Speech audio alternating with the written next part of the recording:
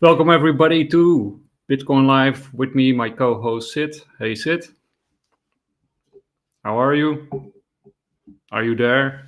I think you turned off your microphone. I'm not sure if Sid's still here. But anyway, we got a great show lined up for you guys. We're going to talk a little bit about geopolitics first. I think Sid has got his mic back. Yeah, sorry. And then we're gonna. I'll just name the topics. Of course, it will be time travel, time anomalies, and some of the stuff that we talked about last time will sort of return. We're gonna show Jason Giorgiani's crazy theories, which actually do make a lot of sense to me. But we're also gonna go into Skip Atwater a little bit more. We're gonna talk about the Philadelphia experiment and a couple of other things. So, Sid, how are you? I'm good. How are you, man? How's everything? I'm good. Yeah, until my computer crashed just before the show. I had all my timestamps ready, all the clips were open, and then No worries, man. It yeah, happens. it Buy happens. a Mac, man. Don't trust Windows laptop. They always mess up. Yeah, but in my case, it's ridiculous. I got too many tabs open, and it's really straining the max out of your computer. Yeah. Yeah, that's true. So, there's a lot of geopolitical stuff going on right now, Yeah. a lot of dangerous stuff. We actually also talked about it a little bit or hinted at it last time with India and Pakistan. And then I think you already mentioned that, tensions were rising and now, and they went basically to war, right? They went to war. Pakistan officially declared victory. Well, I can give you the whole rundown of that, but let's continue with all the topics and then I'll start with the whole scenario. Okay, so you want to do it at the end? No, no, no. No. I'm just saying if you want to mention about other topics, just Oh no for no no introduction. Yeah. Okay. no, we can Okay. go Okay. into Okay. So this whole thing started a couple weeks ago. There was a terror attack in India, in Kashmir side, and India claimed without any proof that Pakistan did it. Mhm. Pakistan asked for neutral inquiry, and they said if you can provide us any evidence, then we will help with your investigation and whatever. And they asked for neutral investigation. So they did not provide anything. All the people who committed that terrorist attack, none of them were captured. They Mhm. all did and ran. So Pakistan said it was a false flag committed by India.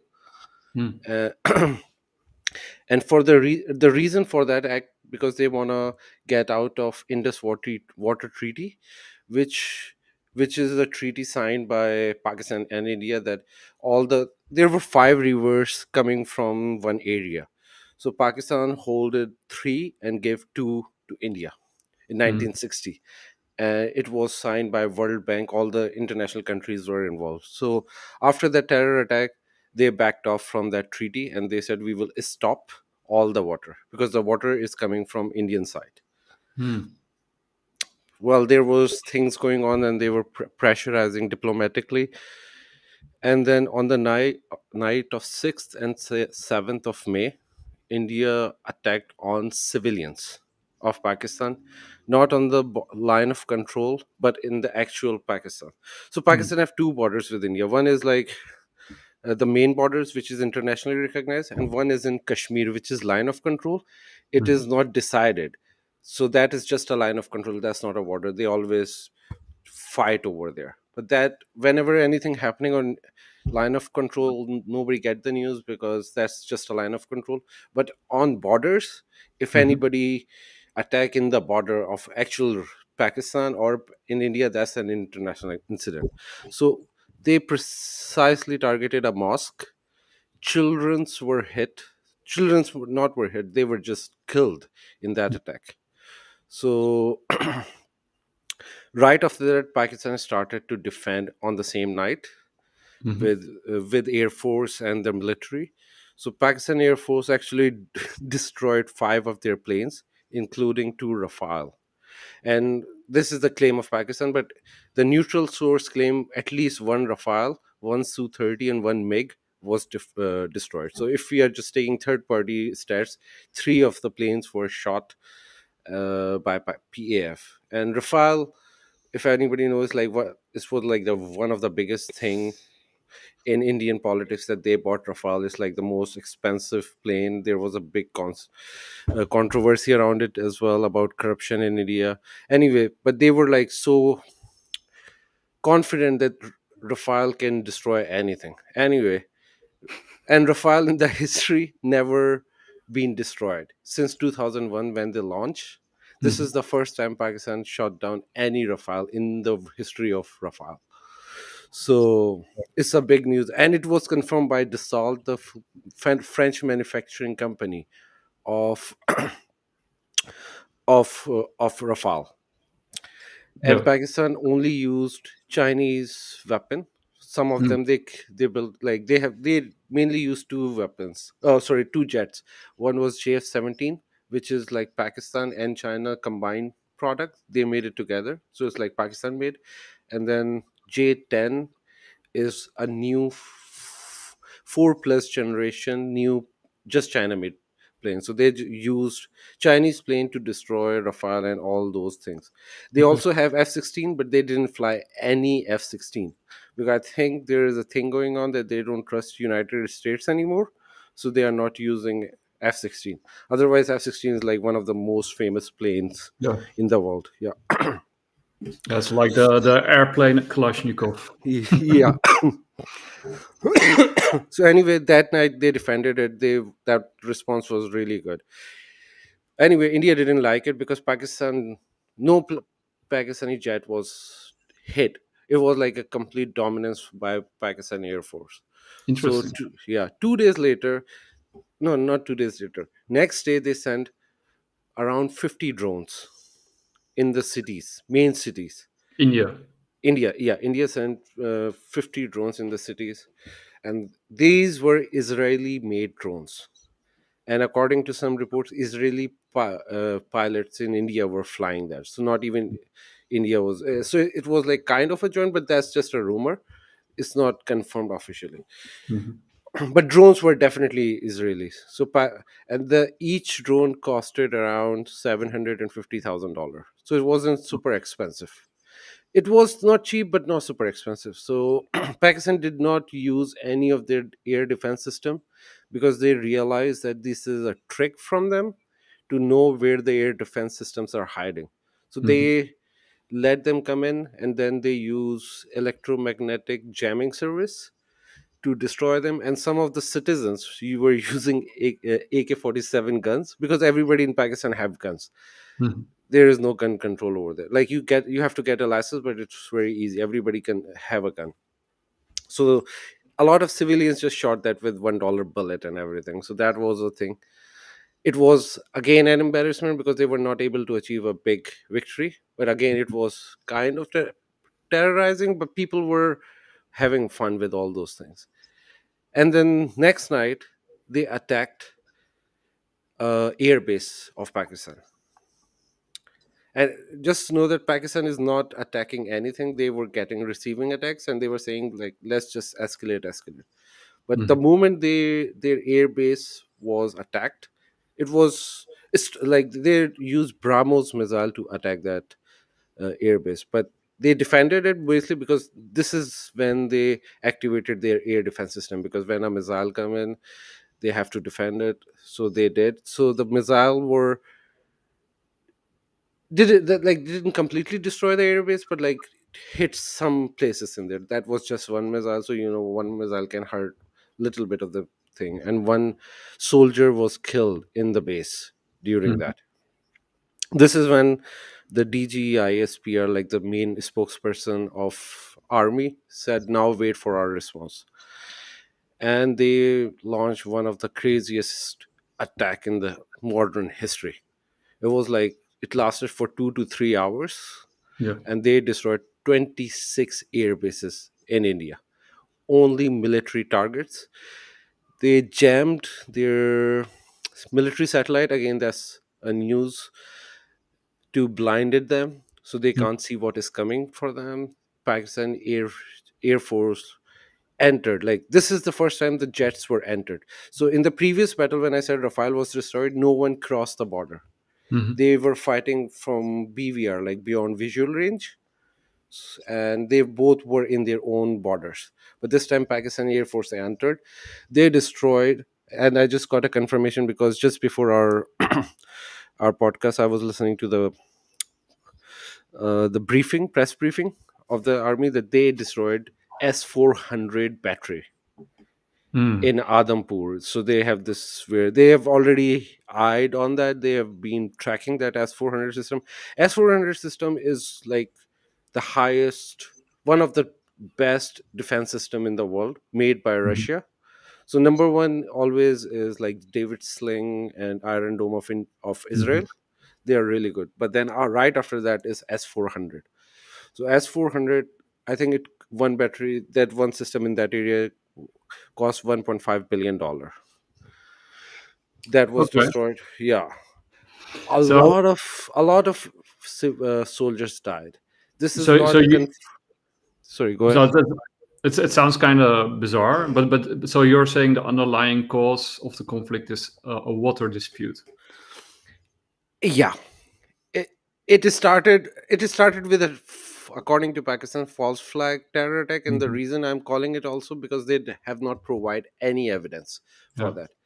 And on the basis of that, they retreated from the Indus Water Treaty, and they Mhm. closed all the water because they have dams on that area. And Mhm. there was a treaty that they can build the dam, but they cannot stop the water. Yeah, because water will be a huge thing. I know Yeah, quite a lot of people with water stocks or yeah, stocks into like the water industry. And there's a lot, I think the new World Economic Forum president basically also said something along the lines that water is not like a human right or something along those lines. yes, I forgot what it exactly. was. But you got these aquifer wars, that are very important going forward. Yeah, But then, and I also wonder, like, because Trump was recently, there was this trade deal, or at least, the potential for a trade deal with India, which was supposedly very positive, even though that's yeah. also, a lot of propaganda. But Yeah, so Trump actually played a very big part, and recently, like in the ending of that. yeah, Right after they destroyed these bases, Indian army, and that they it has been confirmed by Pakistan DGI spread that they never asked for it. Indian diplomats called Trump. Also, JD Vance is very close to them because his wife is Indian, mm, and they said like let's do a ceasefire. And Trump announced a ceasefire. Both agreed on ceasefire. So right now things are safe, but it this is like a very devastating hit on Indian army because Indian army is like yeah, one of the biggest army in the world. yeah, and Pakistan it's is a much also smaller. Yeah, and also like a lose of face, right? So like exactly. yeah, Also they lost like Rafale. It was like a big thing to lose Rafale. But again, coming back to the water treaty, like we have been hearing about water wars for a very long time in the corners, that in the end there will be big wars fight for the water, and I think and this is the also beginning of it. Also Southeast Asia, right? The Mekong, I think it's Mekong River, who Yeah, flows through Thailand and Malaysia. At least, from the top of my head, I'm not yeah, sure the exact, but there's this big dam, and is becoming quite a problem with drought in the southern Southeast exactly, Asian countries. exactly. And then Um, Pakistan also said one thing: if you do that, if you stop our water, we will attack all your on your dams and we will destroy them. yeah, And they have shown their capability that if they can attack the military bases, Mhm. dams are much easier target. Yeah, yeah, yeah. Obviously, right? Uh, Yeah, how to defend the dam is not, it's a exactly. very fragile structure and very Yeah, big. And, yeah. And one crack is enough because the water yeah, pressure is really yeah. big. Yeah. Yeah, so also, so you got Trump, but you also got the Belt and Road Initiative, and Pakistan is a very important Oh, part of the this Belt is and really Road. important Yeah, because China actually now it's saying that even though Pakistan and India were fighting, it was the war of weapons which was made everything by China, and China came out in a big support. And I think China gave extra weapons to Pakistan to and fight this superior war. The weapons. superior weapons, and Yeah, one more thing was happening because when China was building these planes J10 and J 20, J35 as well and J20, nobody cared about them. Nobody was buying Yeah. Chinese made weapons. Everybody was focusing So, on so this American. is also like a demonstration, right? Yeah, exactly. So this is like the actual winner of this war is China, because Yeah. now one more thing, you can, stocks never lie. The stocks of Dassault, the creator, like the French company, the Mhm. maker of Your Rafale, phone. yeah, their stocks crashed. They are like 14% down after this attack, and the Interesting. Chinese one are up 40%. So this is basically a water war and a rare Weapon, earth war, yeah, rare earth minerals war, which yeah, is used in all these weapon systems and these new technologies that China is developing, and the yes. Belt and Road Initiative and sort of the BRIC. So, but it's also interesting, right? The BRICS. I mean, India is part of the BRICS. It's the I in the BRICS. So, but there's a lot of tension between China and India Yeah, forever. BRICS was never going to work because China and India cannot accept, because understand, they both are rivals. They both are at Mhm. borders. They don't actually help each other out anyway. They try to fight, and they actually had a war back in 1960s. Since 1960s they have a ceasefire, but then they China actually fight through Pakistan, because the land Kashmir I was talking about, all three countries have a claim on that. So Yeah. China also have a claim on that in some areas, and the maps which were released by Pakistan officially acknowledged that, yeah, this land can China can hold it. So China And and Pakistan are working together. I think Trump realized that some of these bricks are kind of loose, right? So I Yeah, think he's pushing those bricks loose, like exactly. India and Russia, and yeah. No, also America, actually America never cared. There are no American allies. I think, who said that? Like one of the diplomat, he recently died. Henry Kissinger. He said, Ah, yeah, he said that if you are enemy of United States is bad for you, mhm. but if you are a friend of United States, you are destroyed. Right. It's like Something along those the lines. Yeah. reverse of your enemy Yeah. of your enemy is your friend. It's like Yeah, exactly. in So don't reverse. be United States friends. So United States don't want India or China to succeed. So this Yeah, war actually favor United States a lot, yeah, because divide and they were the conquer. rising power. Yeah. Yeah, yeah, that makes sense. Okay, do you want to add anything else to it? No, the only thing is Indus Water Treaty is also very important religious point of view, because there is one prophecy in Islamic point of view is about the war of, it's called Holy Indus War. So Hmm. Ghazwa Hind is called Holy Indus War, which will be fighting during the end of time. Hmm. And That fits into your previous prophecy that we talked about with yeah, Project Bluebeam. yeah, but it was I'll so link it down weird. below, by the way. Yeah, but it is so weird that India decided to start a war over Indus Water Treaty. And the whole, so now Pakistan have two things. It's like they are defending their land, but they also have this like prophecy, and it's not like a hidden prophecy. It's one of the most famous prophecy, which will be devastating, which we can see both are nuclear power. So if they go full-fledged war, it could be devastating, and right Yeah, after you that know, Jesus will return. So true, it's but chances that two nuclear power countries are gonna take it to the next level is pretty small, right? no, if, because in the moment anything can happen. And if True. United States and China, look, if the nuclear war happened, it will Mhm. benefit US a lot, because China, sorry, Pakistan and India will be destroyed, and because of that nuclear war, China will be on the receiving end of all the nuclear Fallout. devastation. So Yeah. then then United States is in the power. Okay, So you're if, thinking really out of the box there, but yeah, okay. no, but if Yeah. you're thinking if deep state want to keep United States at the top, Mhm. then removing China, India, and Pakistan, which will effectively dismantle Russia as well. Yeah, So I have my theories about America and Russia. I yeah, think Trump is trying to get Russia into its sphere of influence, and I think yeah, successfully so. So yeah. yeah, but they are not afraid of, United States is not afraid of Russia. They are definitely afraid of China, because Yeah. China is becoming a big threat. To neutralize it, US cannot go to war with China. That will be a foolish thing.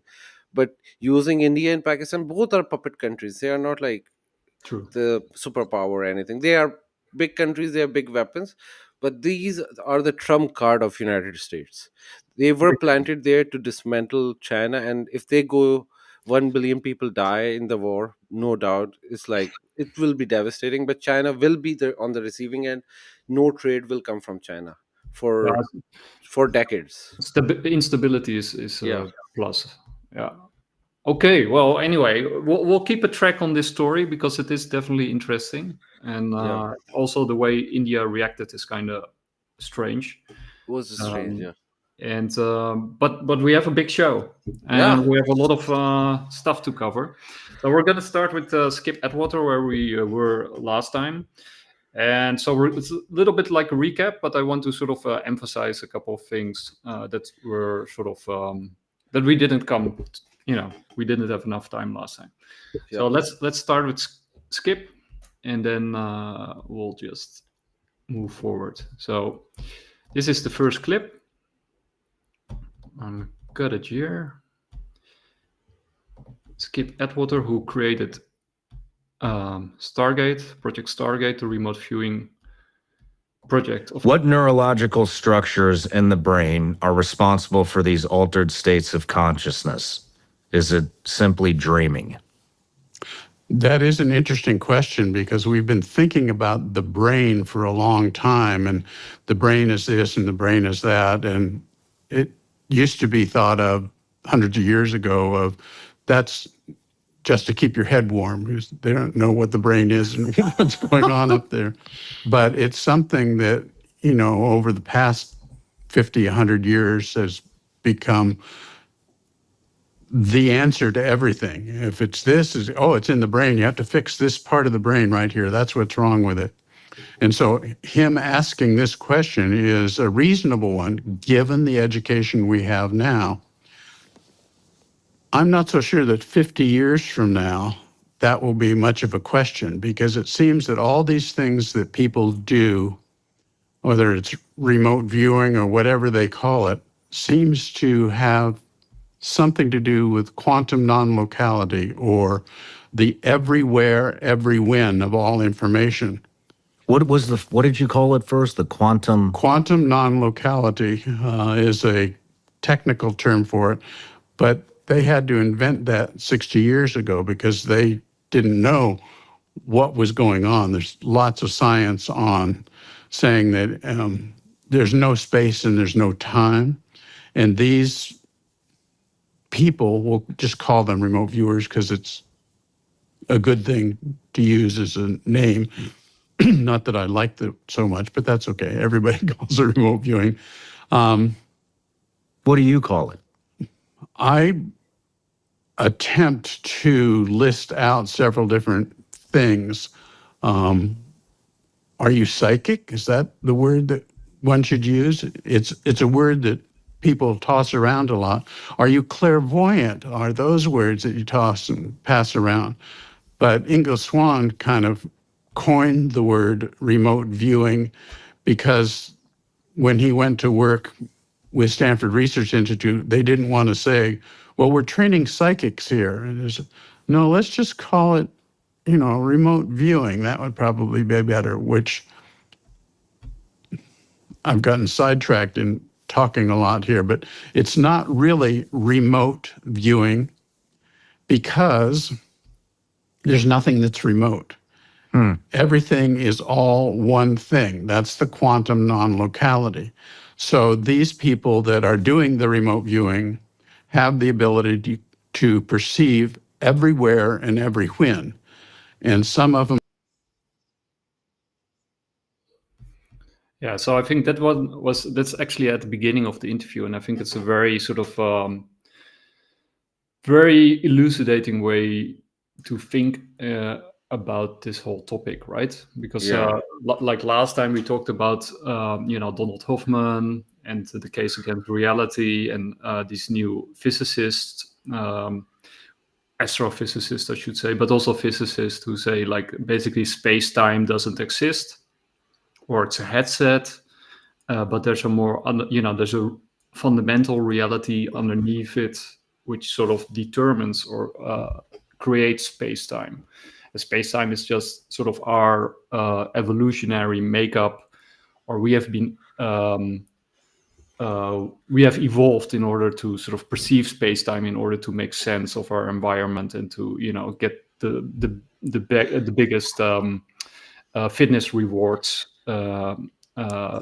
that are available by using that headset, right? So our headset is evolved to for fitness payoffs, not to see reality.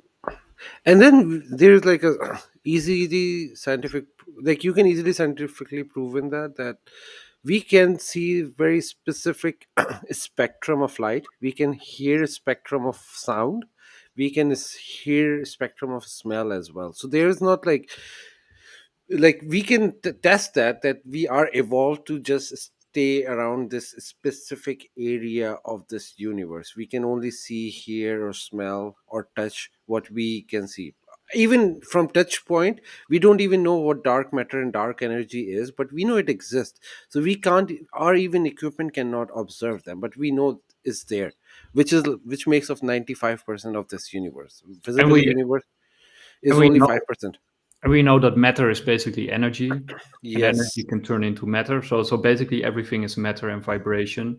And like we also said in the last episode, there was this engineer from I forgot the group, the air. It's an airfield base in Wright-Patterson Airfield base of America. The engineer who worked there, Paul Sisic, I think it was the Polish guy, who sort of pointed out that that even though we don't know how it works, but you can sort of transform energy into matter and matter into energy, and that the space between our molecules in our body is as much empty space there in proportion as to the stars in the universe and the empty space between those, right? So if you were like the size of a molecule and you would fly through you could literally fly through somebody's body and you wouldn't even realize it's a body of a person, because it would be so expansive, right? There would be so much empty space that you couldn't even recognize it as a person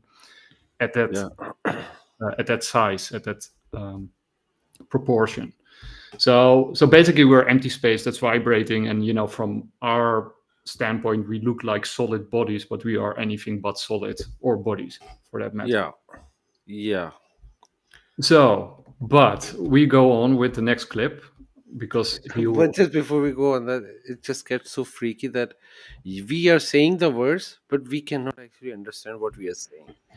True. I think we understand it, but we cannot actually visualize what it means, what is happening. We know this is the theory, but True. anyway. And then I say to everybody, go read and follow Donald Hoffman, because he's super interesting thinker. But one of the things that he also points out is something that William James is a very famous philosopher who was also very much in paranormal stuff. Actually, many philosophers, from Kant to Descartes to name it, many of them have chapters and books dedicated to the paranormal that is not actually taught in philosophy classes. But anyway, William James was pretty sort of famous for saying that, like you say, our sort of perceptual or our senses are sort of created in order to filter out reality, to filter out as much reality as possible in order to be able to operate in our space, right? Because you have to sort of filter out as much of stuff that you don't need in order to be functional, and that's why it's called pragmatism, because you only use what you need, right? And that's what you evolve towards in order to use what you need. But what I wanted to say is Donald Hoffman basically says is that everything is consciousness, right? So consciousness is fundamental, and that's also what others are sort of pointing towards, and that even sort of rocks and other things are sort of conscious on another level, like it's sort of consciousness, not the way we understand it, but it's sort of like what I said, it's sort of energy consolidated. I mean, even mountains move through time, right? They seem static, but if you move through ages and eons, they actually move like an organism, right? Only seem static to us because we have like a very limited sense of time, and that's why things look solid and unmovable. Anyway, we're gonna take it to the next level. We're gonna break another barrier. Let's go. So it's not a dream.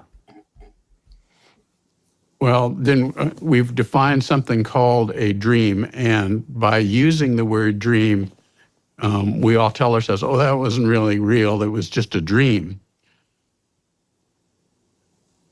Perhaps it's a different kind of knowing, and it's coded. When you have a dream about this, this, and this, so what that really was is how important things are to me when I think about this, and I had a dream about it, and it reminded me when this happened and that happened.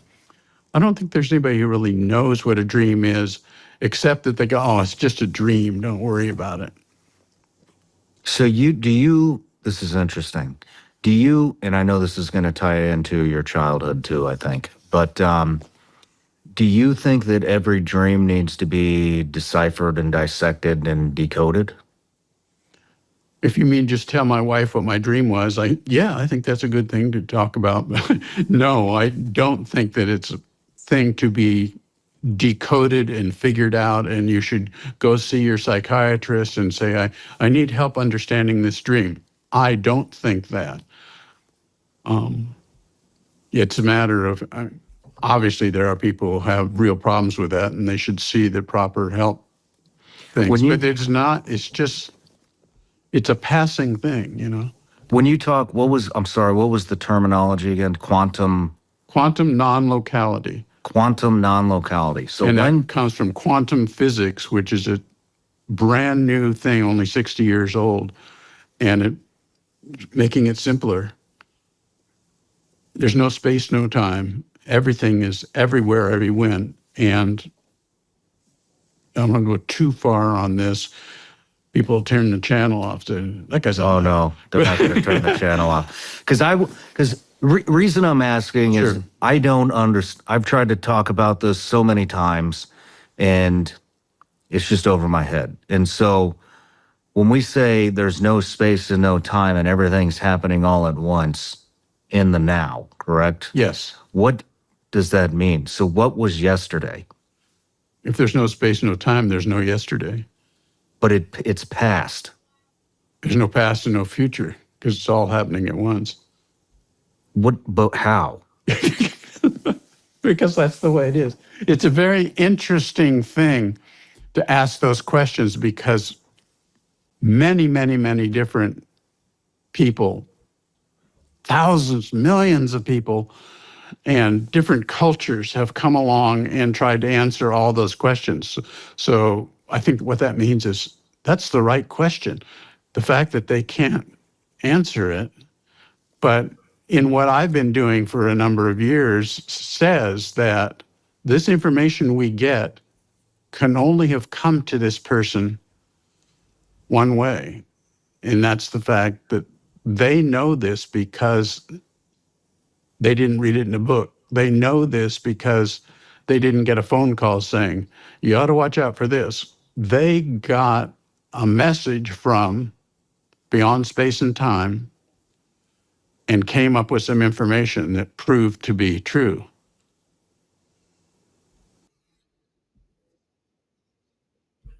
Yeah, so that's, because it's very easy to pass over the fact that if somebody, if remote viewing actually works, even if it's just a little bit, but the stuff with Joe McMonagle is mind-blowing, right? If you haven't seen those documentaries about him, go watch it.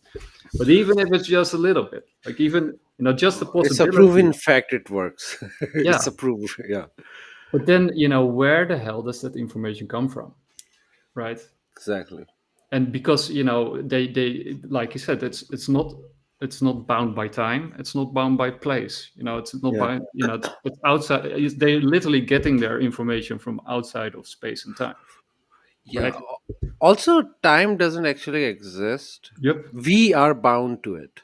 It's just for us. But technically, if you go read any mythology, go read any religion, go read any spiritual cults or whatever.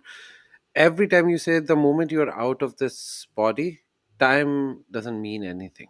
So it means like our body are trapping our soul in this prison of time and space. Yeah, and that is, I mean, that's universal with Yeah, philosophy and mystics through all cultures and religions. yeah, They agree on this fact that we're basically bound in matter, and matter is bound by space and time. And yeah, that's also sort of the idea behind Kant's whole philosophy.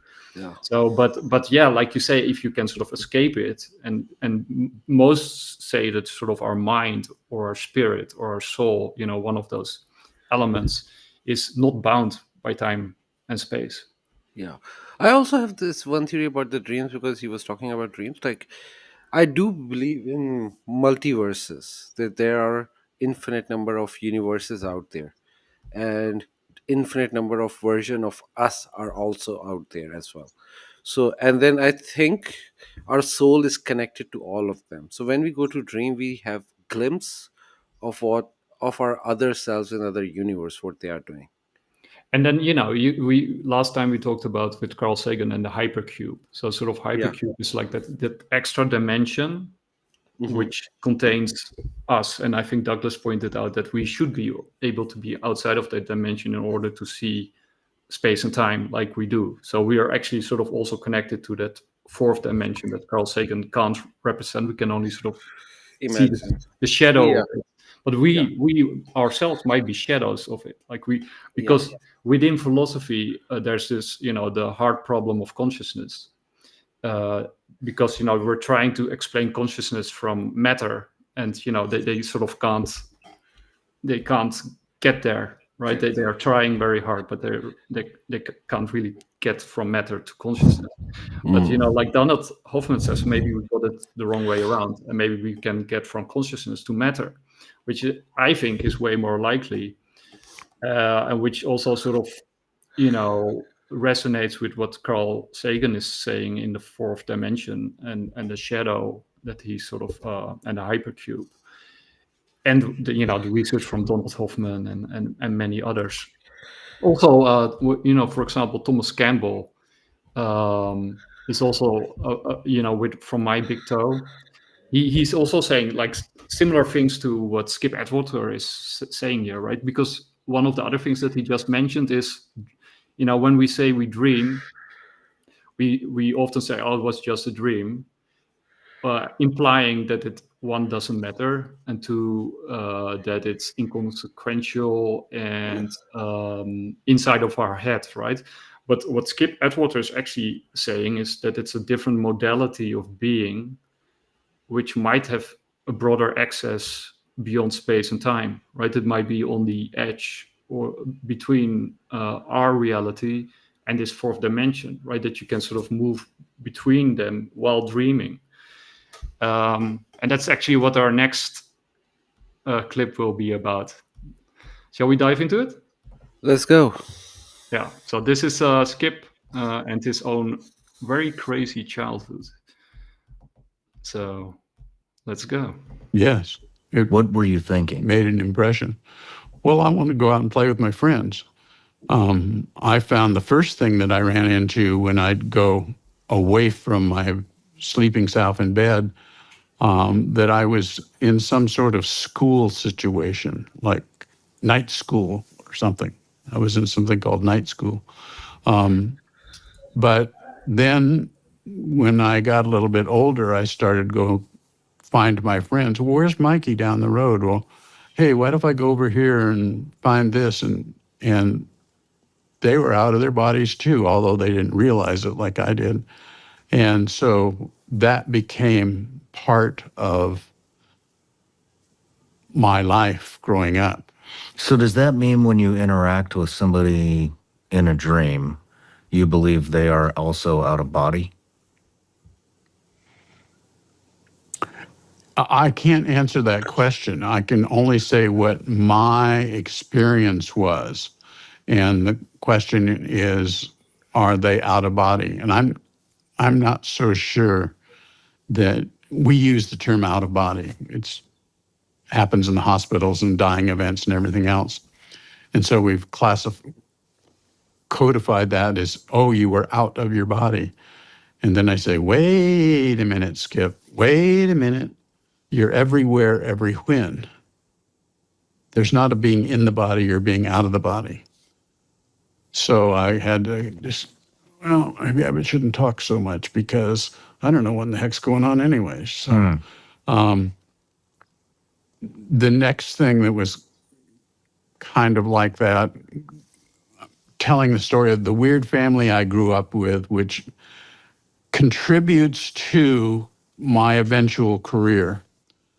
When I was older and was into, high school and cars and stuff like that, I got a car from my dad's nurse. She gave me a car and I crawled underneath and started taking it apart and everything. My dad was really liberal.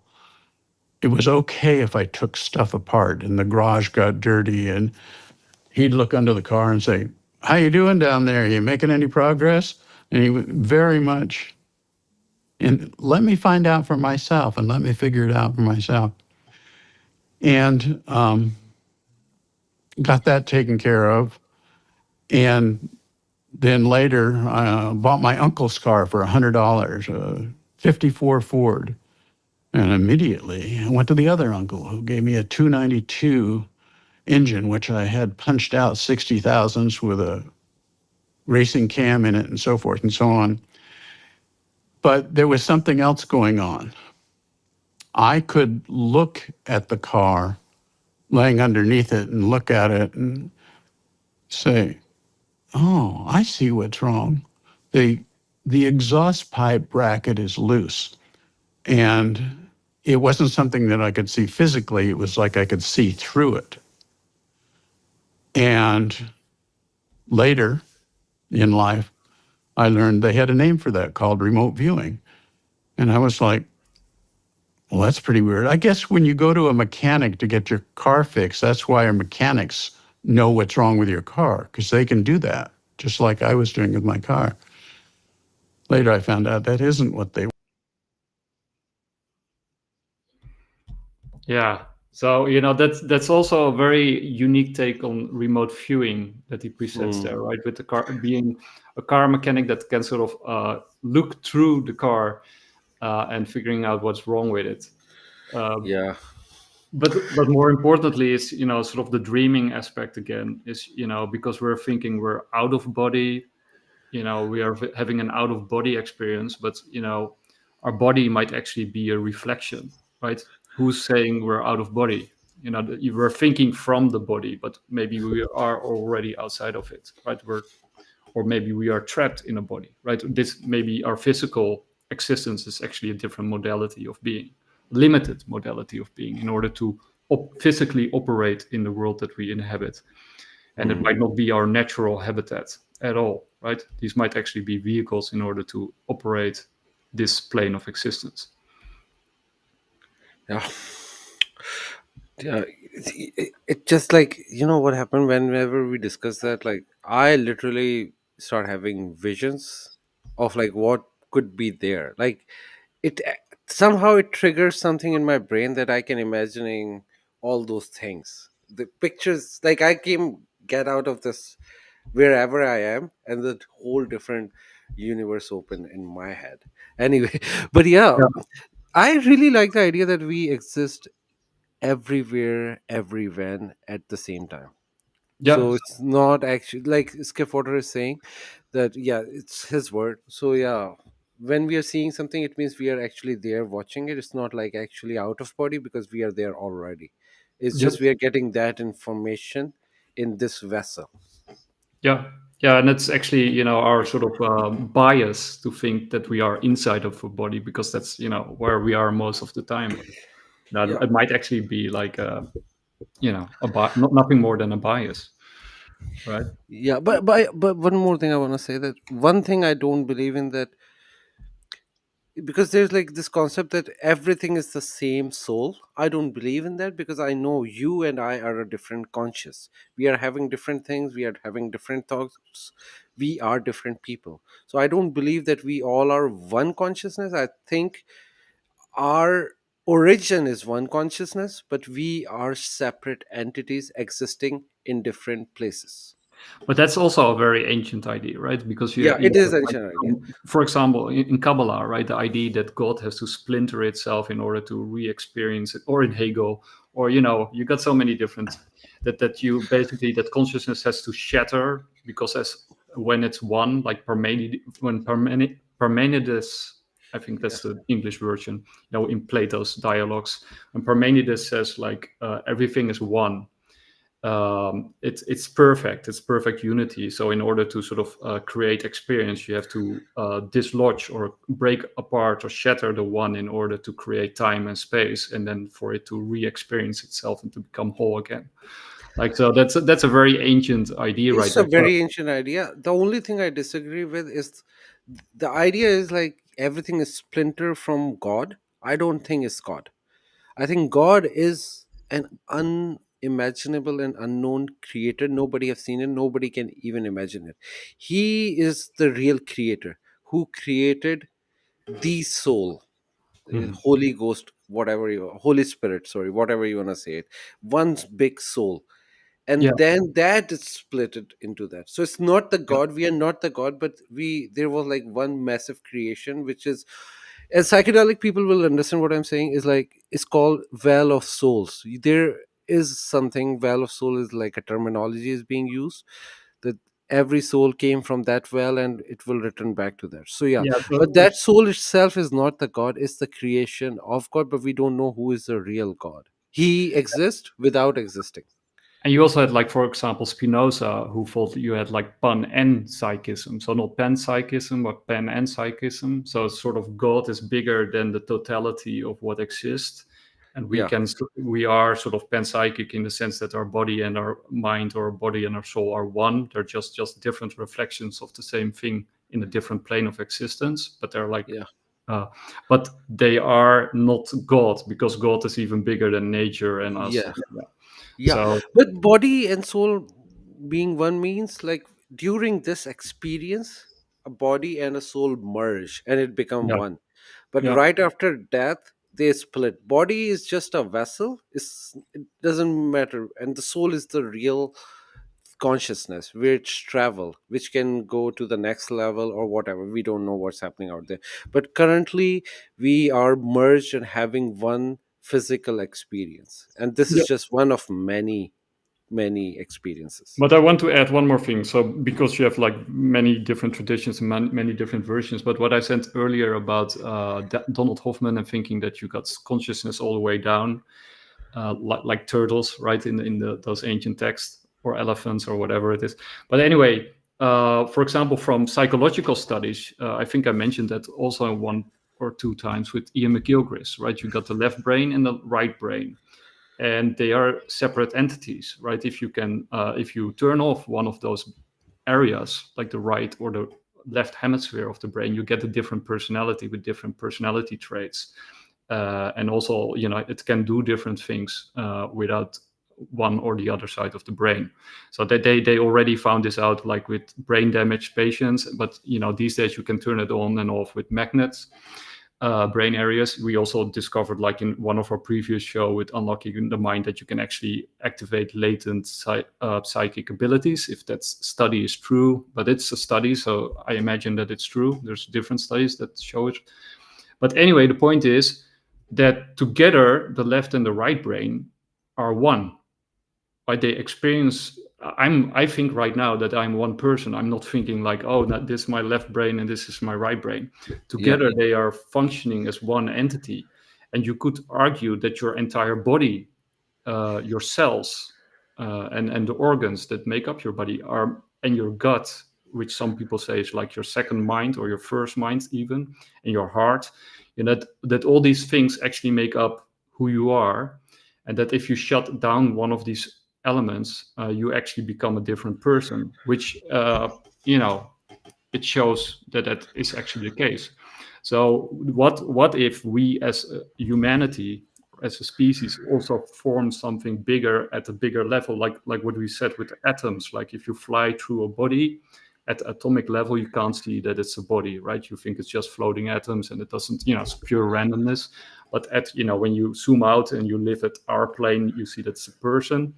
But what if us together also form a bigger organism that we can't see at this level because it's just too big, but that we're actually also part, adding up to a bigger consciousness Hmm. Yeah. Also, there's we're yeah, part of, like we are the yeah, but result. also, our bodies are like ship of Theseus in Greek mythology. You know the story about ship of Theseus. So yeah, if just a quick rundown for the audience, that there was like this is a paradox in Greek mythology, that if the Theseus started to replace the part of his ship slowly and slowly, 1 year later he replaced every part. But Mm. now the paradox is it a new ship or is it the Yeah. same ship as before? We can literally Here apply that applied on, this, yeah. yeah, and you can literally apply it on our body. So for example, if we replace, people replace body parts a lot of, like, it's a very known, like people replace heart now. You're replacing, like people are replacing Cybernetics. liver. No, even if forget about cybernetic, right Yeah, now but we are your cell, yeah, your cells. yeah, like for Yeah. example, kidney transplant is a very common thing, liver transplant, heart transplant, these are things happening. If we keep going, we replace our hand, is it still we are the same thing? Yeah. So first of all, we don't even understand who we are. We can replace every part of the body technically. We can cut someone's hand, two people, and replace those hands, everything, even brain, because you can't replace a full brain. But if what we have learned through Elon Musk neurotransplant, that you can take out some part of the brain and replace it with the chip, but you can also replace it with another part of someone else's brain. At what point we are a new person? Are we still going to be the same person, or we are going to be a different person? This is kind of a same paradox on human body. It is Yeah. just still metaphor, because we can technically not do all those surgeries right now, but eventually in the future we will be able to do those things.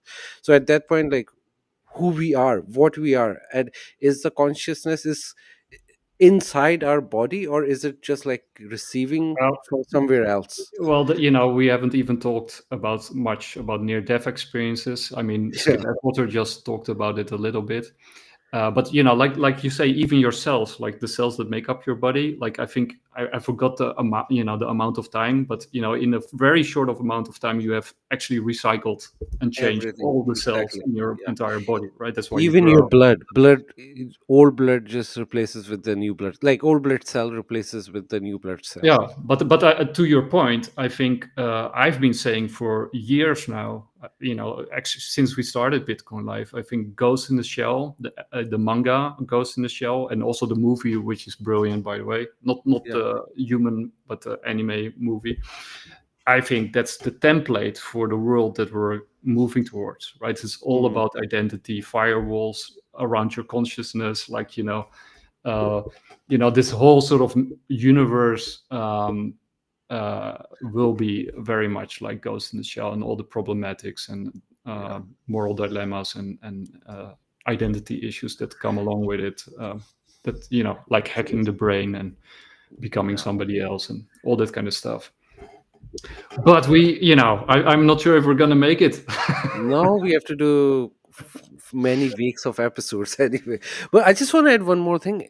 The when we are alive in our brain, neurons fire. Neurons Mhm. are electricity.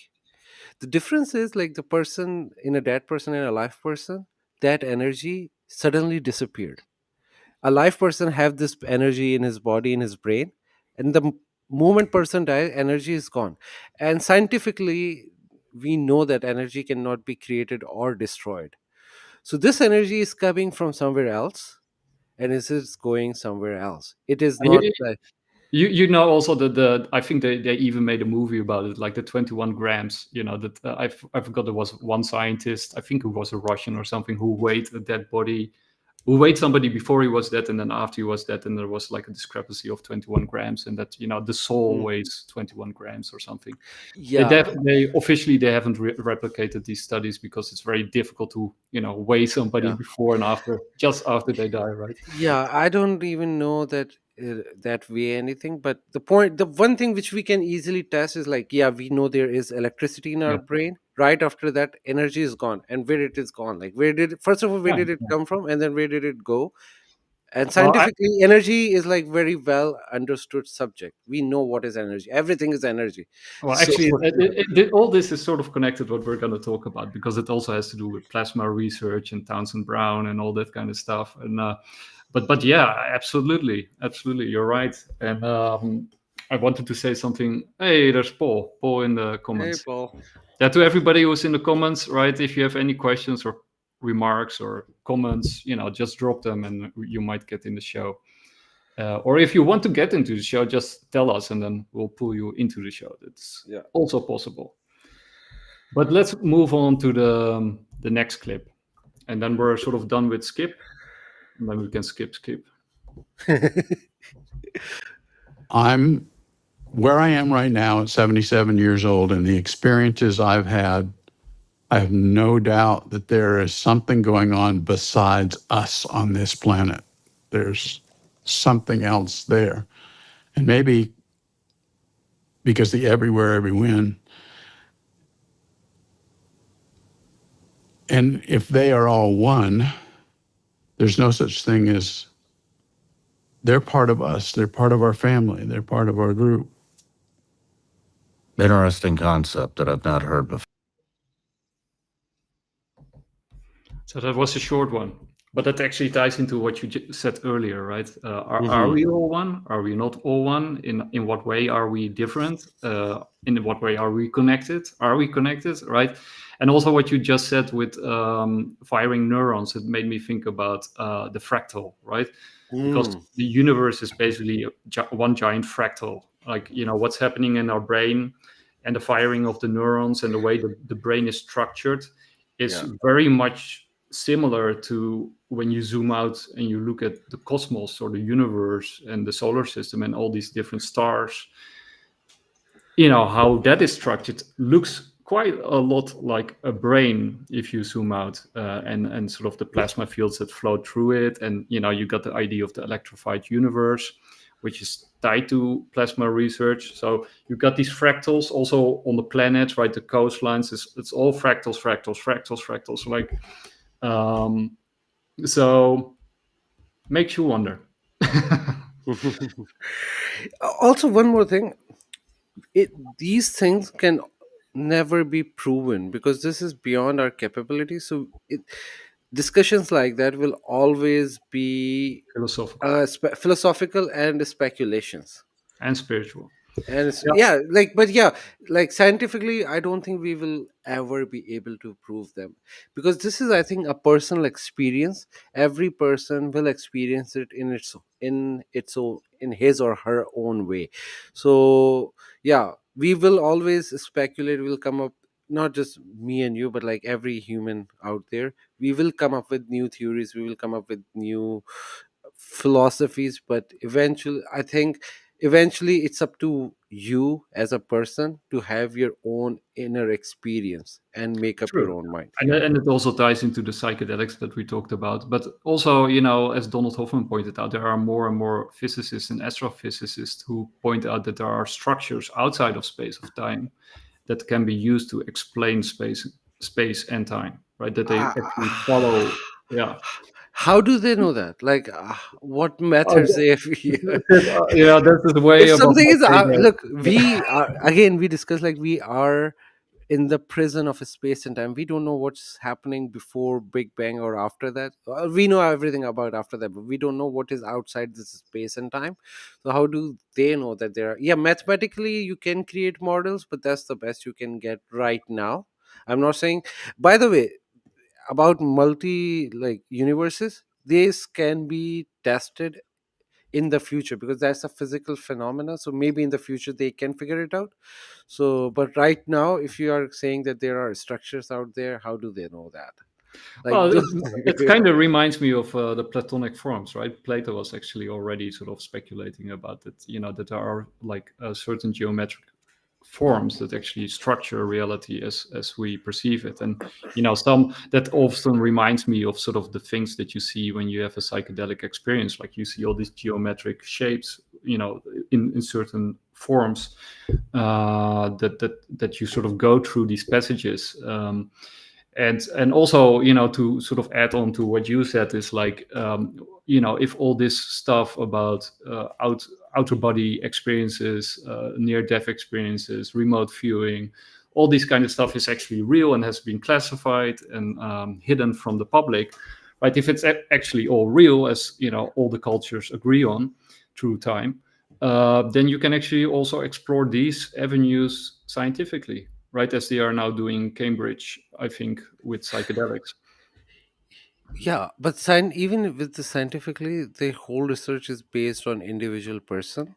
Like, Yeah, individual have to go and experience and report it. You cannot take yeah. any equipment with you, or it No, cannot be true, a true, but collective true. experiment. No, Yeah. that's true. But you can do it in a standardized scientific way, and they can also artificially enhance and create situations where you can sort of induce and keep the state longer active than in a normal individual setting. So they have sort of artificially created these states that are artificially induced in order to give the person there more uh, agency and also longer the time in order to explore and interact in that Yeah. environment.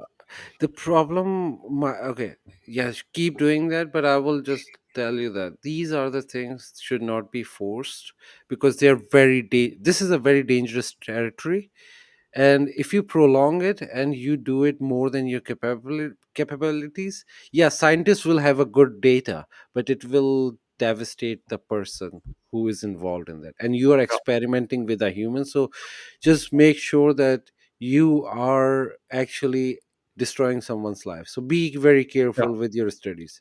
Well, I they're will scientists, rather so they probably know what they're doing. But yeah, no, they don't. Look, man, no, I yes, know. It's scientists, a scientific scientists are movie. the one who Yeah, created the whole COVID-19 thing. They yeah, this whole well, I don't think, because the problem with the scientists is they want to collect as much data as possible, and they don't yeah, realize the consequences of that.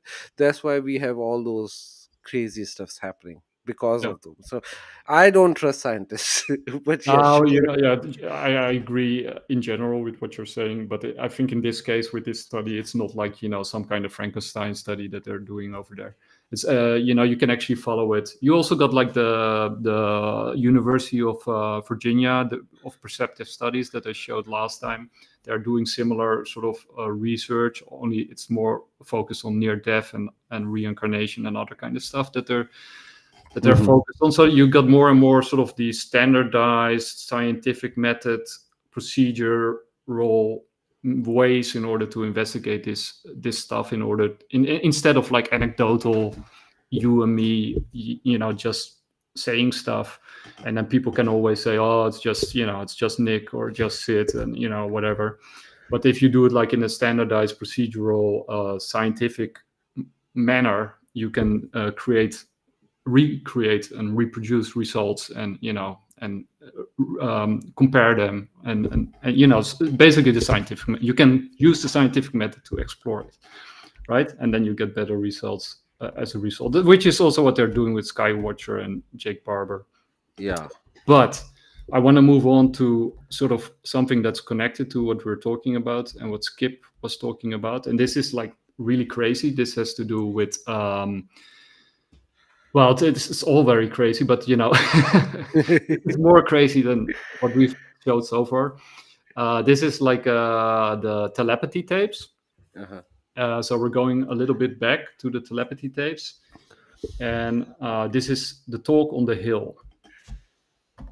And to give maybe people a brief summary, and maybe you can help me on this, but it's essentially a place where these mainly, I think, nonverbal communicators go to in a state of sort of meditation and communicate thoughts and ideas and teach each other things. And if I'm not mistaken, there are a lot of them who do this. Is that correct? Is that fair to say? Yeah, that's fair to say. What's interesting is that there's been more than one group of individuals who have brought up the hill without before we had the telepathy tapes released. So without it being that they heard about it and then said, "Oh yeah, I go to the hill too," and that's number one. Number two is the fact that there's more than one hill, and one person put it that there's hills for different ages, kind of almost like how high school, you've got junior high, Wow. high school, that there's different general age groups. And that makes sense. I mean, socially, birds of a feather flock together. So, if you were to open up a big playground and you had, 5-year-olds and 9-year-olds and 15-year-olds, they're going to self-assort by age. And then another thing that's interesting is that more than one child has described it as having a library. And and that makes a lot of people then think about, oh, is that the Akashic Records, or what is that? Alexandria. And yeah, and they're sort of like that's they're studying, Wow. and a lot of this is occurring while they're sleeping and dreaming sleep, which we know dreaming sleep is more closely associated with psychic abilities than a lot of other states. And but some of them can also, I guess, during the day they can just kind of go up to the bedroom and shut the door and kind of go to the hill and visit their friends. But they need to be in a safe place like their bed to do it. They're not just walking around going to the hill. I mean, it's my understanding. So is there Yeah, I want to cut it off there. So yeah, the Akashic Records, I think you also mentioned that before in one or two of our episodes. Yeah. Which is basically the idea of that people have access to universal knowledge that is accessible with the mind. And the hill is very interesting. So these children are gifted. They're aphatic, so they can't speak or have trouble speaking. I think they can't speak, and they are autistic, and they all score very high on all these spectrums. And the way I understand it is that she's a neuropsychiatrist, and they also used different tools to measure this. If you want to get more information about all of that, watch our episode of Unlocking the Mind. I'll link it down below. But the point is that that the hill, like the idea of a hill, of a mountain, right? That's also universal, right? In all cultures and all religions, you have the holy mountain, and the holy mountain is where you get divine knowledge, right? That's all these prophets and all these sages and all these meditators. They always go to a mountain where they receive knowledge, right? So I was not very surprised when I heard about a hill or a navel of the world where children or gifted people go and assemble and get their knowledge. Yeah. It's a library. Yeah. Also, this guy Terrence Howard. If you go and listen to his Joe Rogan's first podcast, he said he got all his information because he did show that he knows a lot of scientific stuff, and he said he go to this psychic place, as he called a dream palace, where he go there, every information is there, and he get the information from this palace, so magic palace, whatever he called it. But he was referring to the same Akashic records over there, that some people, and also some people perceive different in that reality differently. So maybe someone is looking at it as a mountain, navel of the universe, whatever, and then he was looking it as a palace, because that world is not like a physical world, so you can perceive it in any way you want. So True. yeah, maybe he was going to the same place where he was And who getting knows? that Maybe that information. palace was built on a mountain, right? We don't know. Yeah, exactly. Yeah, They often are. yeah, So, but yeah, the point is like the access to knowledge. I mean, like we said just now, like a few moments ago with remote viewing, they get their information beyond space and time, right? That's what Skip Atwater is talking about. Like what if that information that they're getting from beyond space and time is this akashic record that these children go to and hang out, sorted on age group. yeah, And yeah, so that's I found that very interesting in combination with all of the stuff that we just watched, and also plus what you said about dreaming, that it's a liminal state and that it's more connected to psychic abilities, which makes sense, right? Because you in a dream state, like Freud and every other psychologist pointed out, is like you have free association, right? You're unshackled from your daily troubles and your will to survive and all the things that are holding you down. I mean, you also have in some theories, from the Gnostics and the demiurgs who create the earth, like what you were saying, we're sort of shackled in our bodies, in space and time, in matter, to hold us down. But some of these Gnostics also point out that trauma and pain and suffering is created in order to keep our souls reincarnating into this world, in order to keep us from sort of moving to the next level. So they want to inflict as much trauma on the world in order to weigh our souls down, in order to keep reincarnating in the world. And then you got people like the Buddha who say, like, in order to nirvana, you have to sort of, realize that there is no pain, right? That pain is actually non-existent in order to escape the samsara and the reincarnation. yeah, So a lot of these ideas are sort of, basically connected and quite universal, from Asia to Mesoamerica and Greece, through the mystery cults and, Persia, yeah, you name it. Right. yeah. So they just use different words and different techniques and different emphasis. But Even ancient Sumerians have this reincarnationist thing, because I think a lot of gods have reincarnated in that. Even some of the, like, there are stories of reincarnation in every part of this world. It's not just like limited to India. It's only left in India right now. so, but we still have a ton of clips, and I think there will be a part 3. So, I but think it will be not only part 3, it will be a part 4 as well.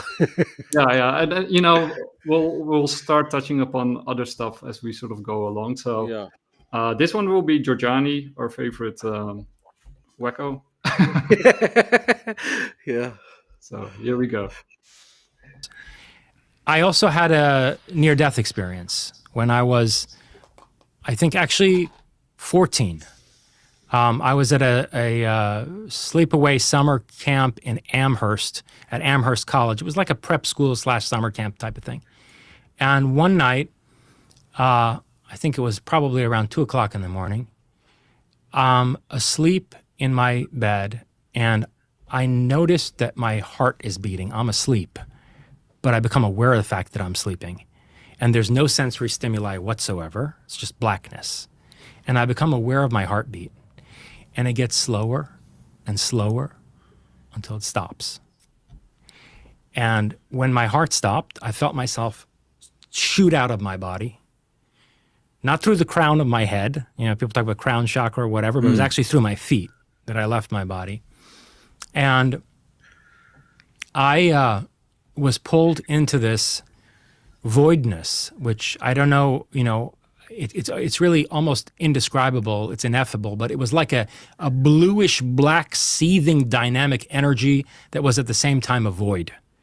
And it felt like it would annihilate my whole persona, that I would be swallowed by this. And when I went into this vortex, I saw my own death in the future. Now, let me be very careful to make this point here, that one strong line of argument throughout all of my philosophical work is against any kind of determinism. Okay. And I make a very strong case that we have free will, or at least some degree of significant agency and intentionality. We can come back to my argument against God. This is one of the reasons why I reject the idea of an all-knowing and all-powerful God, because I think that that very idea is inimical to an affirmation of our free will. So, I don't think anything is fated. There's no future that's fated, and I can tell you some interesting stories that remote... Fated? What do you say?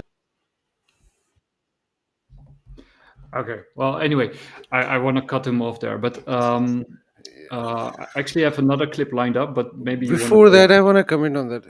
His experience, I have no doubt that he did have those experiences, but he always end up with the worst conclusions. Literally, this thing prove all these experience he saw and everything, including free will, that there is a divine creator, not the other way around. If there was no creator, those things didn't exist. We just spring out of this universe and die, like Richard Dawkins atheist version. But if there is a universe out there and all the souls are coming and going, this is a very sophisticated mechanism. There is something all powerful, all knowing creator out there. Without that, it is impossible.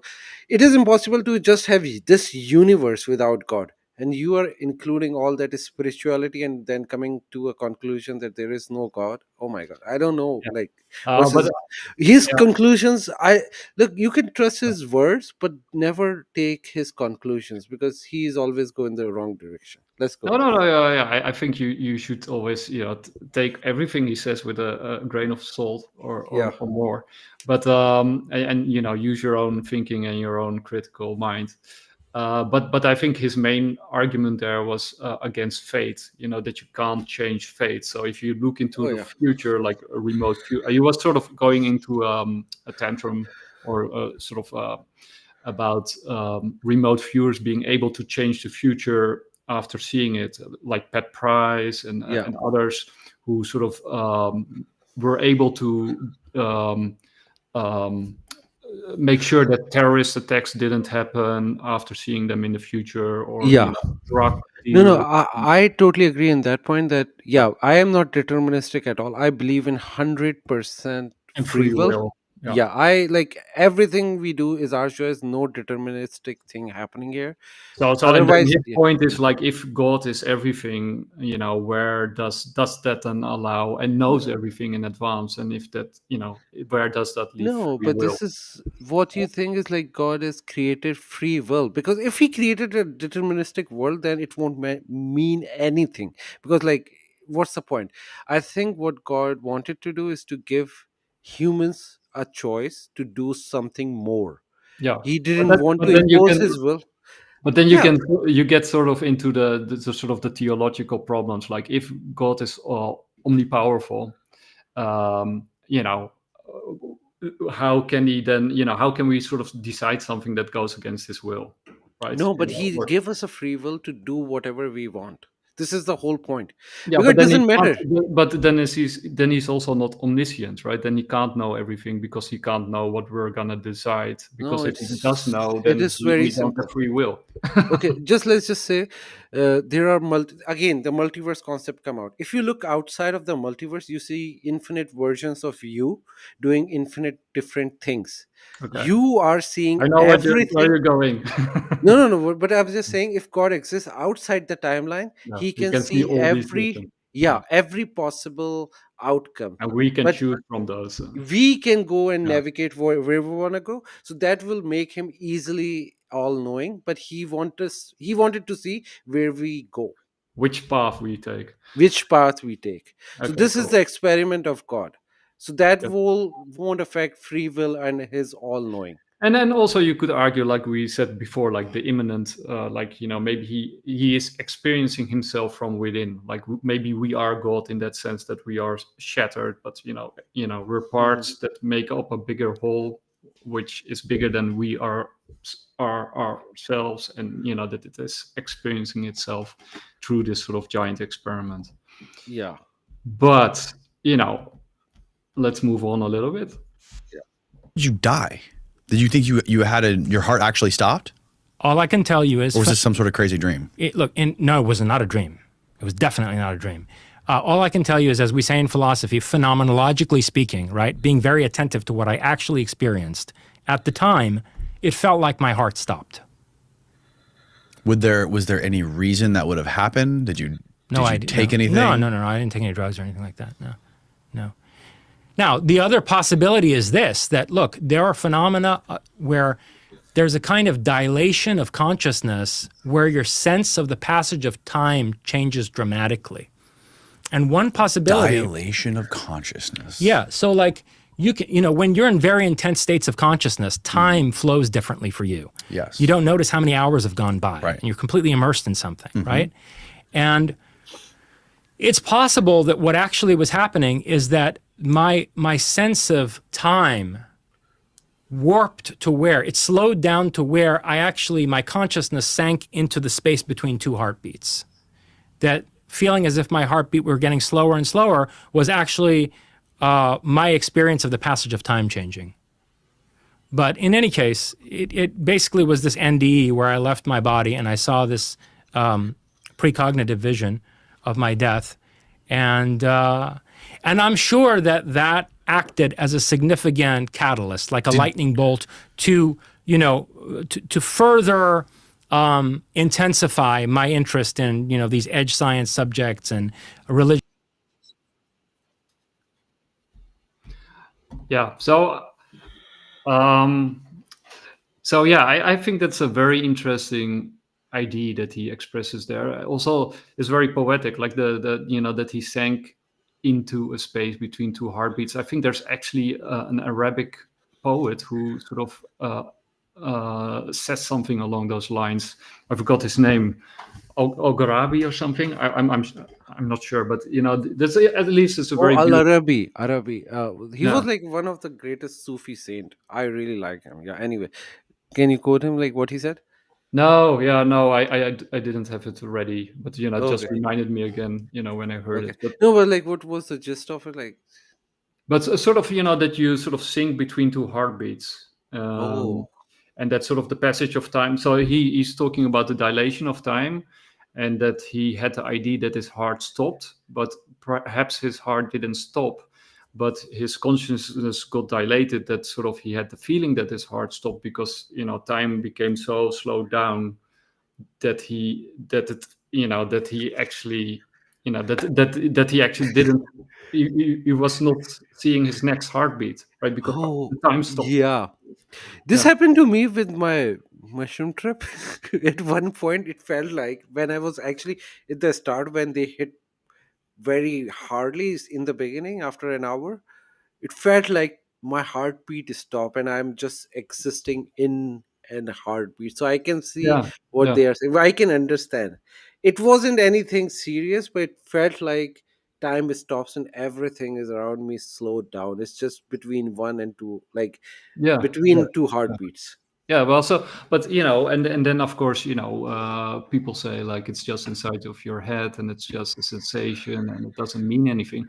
But what if it does actually mean something, and that actually time is stopping, and that your consciousness is expanding, and that you're actually accessing something beyond space and time, right? I mean, that is basically what he's trying to get at, like that his premonition about his own death in the future, which is when he's still young and there will be a civil war in America, that he saw his death there and he didn't want to say any more details in order, for not it to happen.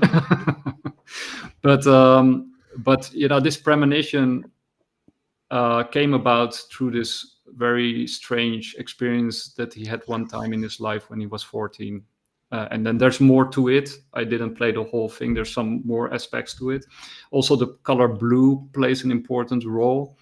And I actually, there are some other stuff that is connected to what he said that I don't have lined up, but it just triggered my memory. But there's, the color blue plays a very important role. It's very important because all the spectrum of colors in those universe start from blue. Yeah, and It blue. goes indigo, violet, and ultraviolet, and Yeah, then yeah. So because those are the colors that are sort of at the range of our spectrum, right? The outer edges of our yeah, spectrum is blue, but it's actually ultraviolet and all that, because that's the edge of what we yeah. can perceive, and it's also the royal color, and sort of the color that is connected to royalty and mystics and saints. And, Yeah, this is what I think. Most of the people are good people in the world, so they go to this direction. But there are some bad people out there. I think they never experience, but I think the concept of hell is on the infrared side. So those people who go on that spectrum are going towards hell, and the people who are going towards heaven, they are going into the blue colors. Because I've read actually about some bad people. They actually experience Satan and the fire and everything, and they see everything red in the red spectrum. But there are very few people. I don't know if they are making it up or not, but I've heard some testimonies of people they were seeing red. But majority of the people don't see red spectrum. They see blue plus a spectrum. Including me, I was looking around at ultraviolet colors. yeah, It started from blue, but it went directly to ultraviolet. yeah. I think the blue and ultraviolet, sort of the blue spectrum And idea. technically, I'm saying ultraviolet because I'm saying it was on that spectrum. I cannot even define those colors, but Yeah. because I know violet, I know it was on those spectrum. Yeah, but I think there's truth to that, right? It's also, when we see the sky above us as blue, it's actually not really blue, right? It's just, sort of our limited um, bandwidth that, Like, yeah, creates it's color. bandwidth. Yeah, Yeah. yeah. And then Same with the sun. Basically, sun has no color, but see, we see it a yellow sun. We call it a yellow sun, but technically, if you look at it from the space, it's just white. we associate the sky with heaven and with positive spiritual beings and knowledge and all that kind of stuff, Yeah, right? Because it always comes from the sky. yeah. So that's, I think we should wrap it up here, because even when we do a 2-hour show, we Oh, won't be able to yeah, make it. yeah. Let's do that. But I want to just say one thing. We associate sky with blue, but we associate hell with fire, which is red. Yeah, So, yeah, yeah. Yeah, I didn't say it out loud, but yeah, that's yeah. yeah. But yeah. Anyway, yeah. Wrap it up. We have to do many more episodes on this topic because there are so many things to discuss. Yeah, and it will touch upon many other topics, so we can Yeah, sort of go into those. So we'll keep a tab on Pakistan and India, and we'll probably also do one on geopolitics in the near future. yeah. We still actually haven't done the crazy time travel Travel thing. Yeah, I will. stories, so we're saving Philadelphia. those for the. Yeah. Next one, we will start with Philadelphia experiment Oh because yeah, the that's very. Philadelphia experiment. Oh yeah, I Well, actually let's okay. do it next week. That's fine because Yeah, yeah, yeah, I yeah. Okay, think, so next yeah, next week yeah, we have the Philadelphia experiment, which will be very cool. Then we have the crazy time travel stories from Giorgiani, which will be really mind blowing, and very, I think, very convincing actually. But we'll see. And we got a crazy Bitcoin time travel story. Uh, oh yeah. which after all, this is also about crypto and Bitcoin. So maybe we can wrap up. And what do you think, looking into the future, where is Bitcoin going? $1 million. No, So I'm not even joking. I'm very serious about that because I think with what, all this the run? not in this run. I'm just Oh, saying okay. that. Oh, in this run, not much. It depends on the world situation. If actually the war is started everywhere, I think Bitcoin will go up a lot because then that will be the only place to do trade with. Nobody will be using dollar. And recently, Pakistan and India was going on a crazy war, like each other. It was like a fear of nuclear threat. Literally, Pakistan called a nuclear meeting as well. It was at least rumored everywhere on the news, and the Bitcoin was shooting up. It touched 107 or something, 106. So I was like looking at it like people, because usually when war start, every, everything dumps, but it Yeah. was pumping. So I was like, yeah, something is weird. I think people are realizing, in the case of next war, Bitcoin is the safest bet. Yeah, and you also got the decoupling, right? Because Yeah. stocks were going down and Bitcoin is going up, like you said. Yeah. So it is interesting what's happening right now. Yeah, Ethereum finally did something, because I was so disappointed at Ethereum. what did it do? Oh yeah, Well, it did, like what, 20%? it's at, yeah, it did something, because it was stuck with like $1,400, but now right now I don't know, but around 2,400 or something. Yeah, and I So think they have the big Spectra update which is coming, and some other yeah. stuff that is, Ooh, maybe also it will turn it around. also Trump's Wilfrey, that World Liberty Project, also released their stablecoin USD1. So that's a big thing. I think Yeah. Trump is realizing it, and everyone else is realizing it, that future is crypto. Yeah, and I think what is very important is because it was blocked by the Democrats, but the Stablecoin Act is the Genius Act is very important, that it will be pushed through in order to create liquidity for the ecosystem. Well, they So have to push through, yeah. yeah, and of course you do have to, for the people who don't know, stablecoins can also be used or are actually CBDCs in sort of a different jacket, right? So Yeah. Beware, it's not all good. But for liquidity purposes, it would be very good if Yeah. stablecoin get pushed through. Let's So yeah, see. I'm actually a little bit more positive. I do think this year will be very good. I'm still sticking to my prediction, which is not financial advice, and it's based on just a gut feeling of 250K. Also, by the way, it's 11th of May, and we are still seeing a rise, no crash. Because every year I notice around this time, 10th, 11th of May, we started to see a big bear market. So everything is looking good right now. Let's hope for the best. Yep. So, and with that prediction into and looking into the future, we're gonna wrap it up. It was a lot of fun. It was a bit more philosophical than usual. Yeah. Next week it's gonna be crazy talk. All right. Have fun, guys. Bye. Take care.